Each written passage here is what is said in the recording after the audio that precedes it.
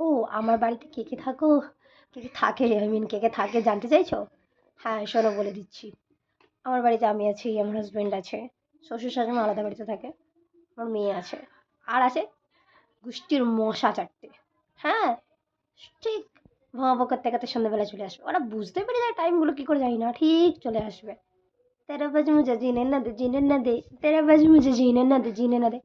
এই মেয়েগুলো মানে আমরা মহিলারা সব জায়গাতেই ঝামেলা পাকাই। মশা হোক বা প্রাণী হোক বা মানুষ, দেখবে মেয়েদের আওয়াজই বেশি। আর মশারা তো তারা পারমিশনই নেয় না, হুল ফুটিয়ে দিচ্ছে, ক্যাক করে ফুটিতে চলে যাবে। ঠিক আসবে ঘুরতে ঘুরতে, পেছন দোলাতে দোলাতে ঘুমার সময় মশারি টাঙাবে, লাইট অফ করবে, ইঁ আওয়াজ করা শুরু করে দেবে। এই হচ্ছে মশাদের কাজ। আর ওদেরকে আর একটা মশা এখানে বসে কামড়াচ্ছে, ওকে মারতে যাবো, হয় নিজের কালেও লাগবে, নাহলে আরেকটা মশা মরে যাবে।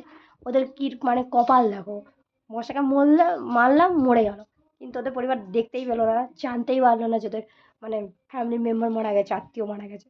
কোনো সৎকার্য নেই, কোনো শ্রাদ্ধ নেই, কোনো কিছু নেই। কিন্তু এটাই হচ্ছে মশা। আর মহিলা মশারাই বেশি আওয়াজ করে। ঠিক আছে, পা পা করে চলে আসে, ঝিনঝিন করে গান করতে করতে উঠতে উঠতে উঠতে উঠতে চলে আসে।